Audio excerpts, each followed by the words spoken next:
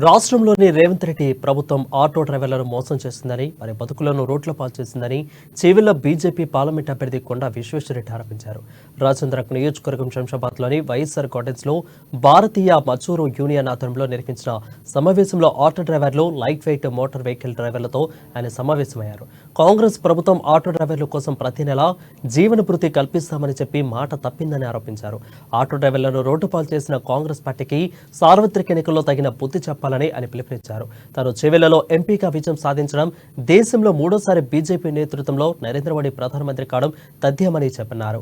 ఇక చేవెళ్లలో కానీ ఎంపీగా గెలవకపోతే ఆటో డ్రైవర్లకు స్వయంగా ఆటోలు కొనుక్కోవడానికి లోన్లు కల్పించడంతో పాటు అర్హులందరికీ ప్రధానమంత్రి ఆవాస్ యోజన పథకం ద్వారా సొంత ఇంటికి పంపిస్తారని కొండా విశ్వేశ్వరరెడ్డి హామీ ఇచ్చారు.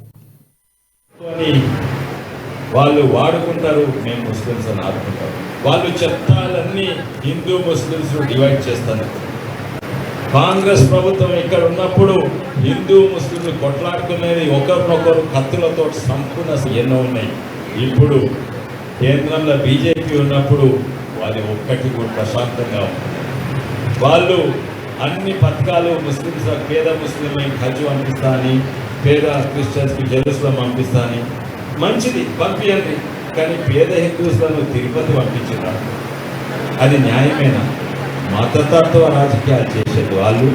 మేము హిందుస్థానీ, మేము భారతీయులము, మేము భారతీయ జనతా పార్టీ, మేము భారతీయులను ఆదుకునే పార్టీ. మీ సమస్యలకు మేమేదో మీ ఓట్ల కొరకని ఏం చేయము. ఈరోజు జమ్మూ అండ్ కాశ్మీర్ కలిపితే ముస్లిమ్స్ ఓట్ పోతాయని భయపడి చేయలేదు, ఇప్పుడు చేసినాము. రేపు జమ్మూ అండ్ కాశ్మీర్ ముస్లిమ్స్ కూడా బీజేపీ పార్టీని ఎన్నుకుంటున్నారు. అది ధైర్యంతో ఓటు బ్యాంకుల కొరకు పనిచేస్తే గీదిస్తారు.